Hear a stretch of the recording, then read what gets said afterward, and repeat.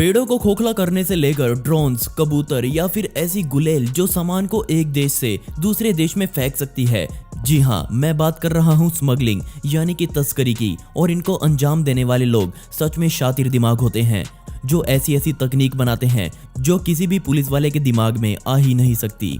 इनमें से कुछ तरीके तो सच में कमाल के होते हैं, जैसे कि ये आदमी जिसने खुद को एक सीट कवर में फंसाकर गाड़ी की सीट बना डाला। लेकिन इनमें से कुछ अलग ही किस्म के बेहुदा होते हैं और उनको लगता है कि वो ऐसा करने से पकड़े नहीं जाएंगे, लेकिन शाम होते होते वो पकड़े जाते हैं और फिर से अगला दिन शुरू हो जाता है और ये सब चलता रहता है। आप में से कुछ लोग जो दुनिया की अर्थव्यवस्था को समझते हैं, उनको पता है कि किसी भी चीज की सप्लाई और डिमांड पर उसकी कीमत तय की जाती है। और किसी सिगरेट की डब्बी की कीमत एक देश में 70 रुपए हो, लेकिन किसी और देश में वही डब्बी 700 रुपए की भी हो सकती है। और यूक्रेन में हमें ऐसा ही कुछ पक्का उदाहरण देखने को मिला, जब तस्करी करने वाले लोगों ने अपना दिमाग चलाया और अपना फायदा देखा। जब यूक्रेन के बॉर्डर पर बने यागडेन चेक पॉइंट पर अधिकारियों को एक ट्रक में टिम्बर के 27 तने मिले। इनको काटकर वहां से ले जाया जा रहा था, लेकिन जब इन तनों को हिलाकर देखा गया तो वो काफी हल्के लग रहे थे। और जब इनकी गहन तलाशी ली गई तो इन तनों से 25,000 सिगरेट्स की डब्बियां निकाली गई। ये सारे अपराधी रशिया के रहने वाले थे और इनके दिमाग में एक कमाल का प्लान चल रहा था।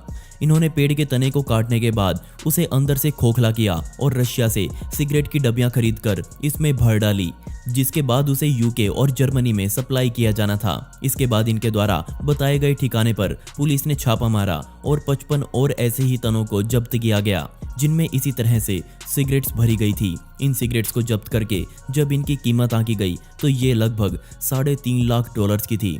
रशिया में इनकी कीमत कुछ ही डॉलर्स की है, लेकिन जर्मनी और यूक्रेन में ये बहुत महंगे दामों पर बेची जाती है। सिगरेट जैसी चीजों की तस्करी करना आज एक आम बात बन चुकी है। बेशक ये कानून के पूरी तरह से खिलाफ है, लेकिन क्या आपको पता है कि जिंदा प्राणियों को भी लोगों द्वारा तस्कर किया जाता है? जी हाँ, आपने सही सुना, मैं बात कर रहा हूँ थाईलैंड की। 2010 में पियावन पेलसारन नामक एक महिला को गिरफ्तार किया गया, क्योंकि वो अपने सूटकेस में एक असली और जिंदा प्राणी को तस्कर करने की सोच रही थी। वो इसे ईरान लेकर जाना चाहती थी। क्या आप सोच सकते हैं कि वो जानवर कौन सा हो सकता है? लेकिन आप शायद विश्वास न करें, पर वो महिला अपने साथ टाइगर का एक जिंदा बच्चा लेकर जाने की फिराक में थी। 2 महीने का वो बच्चा उसने अपने साथ सूटकेस में पैक कर लिया। उसने उस बच्चे के साथ एक खिलौना भी रख दिया जो कुछ कुछ चीते के जैसा ही लग रहा था, और उसका मानना था कि जब एयरपोर्ट पर बैग को स्कैन किया जाएगा तो अधिकारियों को लगेगा कि ये दोनों ही खिलौने हैं। उसका ये प्लान लगभग सफल हो ही जाता, लेकिन एक दिक्कत हो गई। जैसे ही उसने अपना बैग स्कैनिंग बेल्ट पर रखा, तभी उसमें रखा बच्चा हिलने लग गया और ऊपर से देखने पर साफ पता चल रहा था कि जरूर इस बैग में कुछ जिंदा है और हिल रहा है। इसके बाद खोलने से पहले अधिकारियों ने उस बैग को एक्सरे मशीन में स्कैन किया और उसके बाद उस बैग को खोला गया, जिसमें से एक छोटा सा बच्चा दम घुटने की वजह से लगभग मरने ही वाला था। अपने बैग को खोलते ही महिला ने चिल्लाना शुरू कर दिया और कहने लगी कि उसे नहीं पता था कि ये खिलौना असली चीते का बच्चा है। लेकिन अंत में उसे बैंकॉक में ही गिरफ्तार कर लिया गया और उस बच्चे को एक पार्क के हवाले कर दिया गया। चलिए अब बात करते हैं उस घटना की जब लोगों ने भेष बदलने की कला को चरम सीमा तक पहुंचा दिया। समय समय पर यूनाइटेड स्टेट्स और मैक्सिको के बॉर्डर पर काम करने वाले अधिकारियों को कुछ ऐसा मिलता रहता है जब लोग कुछ चीज तस्करी करके दूसरे देश ले जाना चाहते हों। ज्यादातर मामलों में अपराधियों को पकड़ लिया जाता है, क्योंकि अधिकारियों को पता होता है कि गाड़ियों या फिर ट्रक्स में लोग सामान कहां छुपा सकते हैं। लेकिन 2001 में वहां खड़े सभी अधिकारियों के हाथ पैर फूल गए जब उन्होंने ऐसा कुछ जिंदगी में पहली बार देखा। इस आदमी का नाम एंड्रिक कैंचोला था। उसने अपने शरीर पर कोई मास्क नहीं लगा रखा था, ना ही उसने कोई अजीब कपड़े पहन रखे थे, बल्कि वो तो खुद को तस्कर करने के लिए गाड़ी की एक सीट बनकर गाड़ी में ही बैठा हुआ था। बेशक एक नजर में देखकर कोई भी उसे पहचान नहीं सकता, लेकिन जैसे ही ड्राइवर ने गाड़ी को बॉर्डर पर रोका तो अधिकारियों को इस सीट पर कुछ अजीब महसूस हुआ। जिसके बाद जांच करी तो ये पूरा आदमी ही बाहर निकल कर आया। चलिए आप मुझे बताइए कि आप में से किन किन लोगों को फ्रेंच फ्राइज खाना पसंद है। इसे खाने के लिए दुनिया में ज्यादातर लोग मैकडोनल्ड की तरफ अपना रुख करते हैं। लेकिन तब क्या होगा जब मैकडी के उस पाउच में फ्रेंच फ्राइज ना होकर उसमें $50,000 रखे हों। बेशक सुनने में ये बहुत ज्यादा अजीब लग रहा है, लेकिन ऐसा ही कुछ सन 2013 में अमेरिका के एक आदमी के साथ हुआ जिसका नाम रेने पोर्टिलो जूनियर था। वो नेगोलस का बॉर्डर क्रॉस करके एरिजोना जाने की फिराक में था।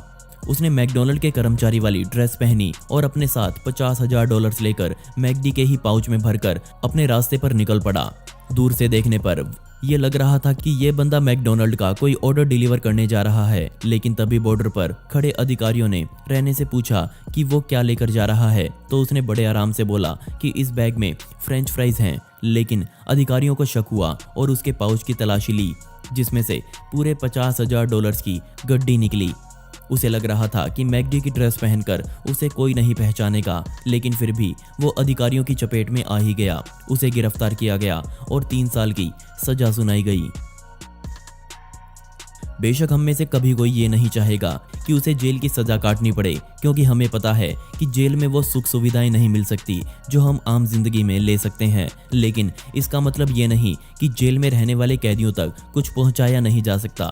जी हाँ, कैदियों तक सामान पहुंचाने के काम को कॉन्ट्राबैंड के नाम से जाना जाता है, जिसमें चीजें जैसे कि सिगरेट्स, शराब, मोबाइल फोन या फिर नशे का और सामान पहुंचाया जाता है। जैसे जैसे तकनीक आगे बढ़ रही है, इससे सभी का फायदा हो रहा है।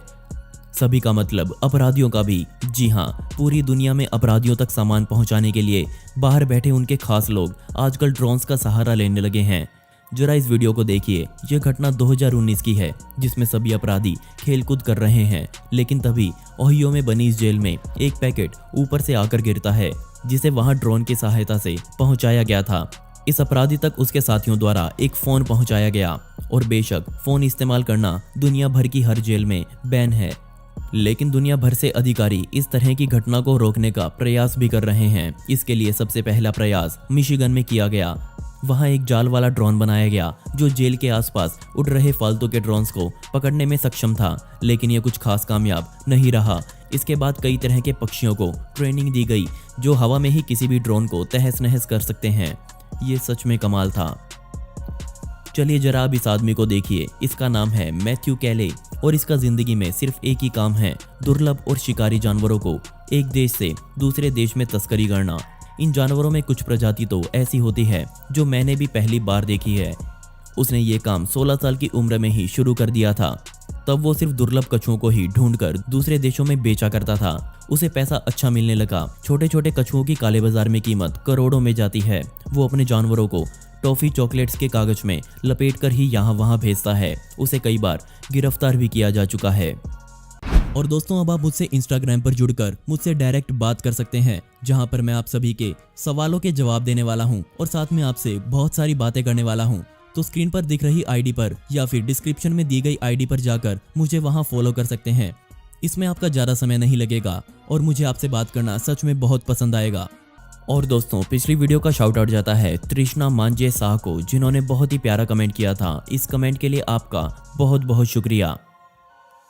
दोस्तों, आपको इनमें से सबसे कमाल की तस्करी कौन सी लगी, मुझे नीचे कमेंट सेक्शन में जरूर बताइएगा। और इस वीडियो का पार्ट 2 चाहिए हो तो कमेंट में पार्ट 2 जरूर लिखें। ऐसी ही इंटरेस्टिंग वीडियोस देखने के लिए मिस्टीरियस दुनिया को अभी सब्सक्राइब करें। मिलते हैं अगली वीडियो में।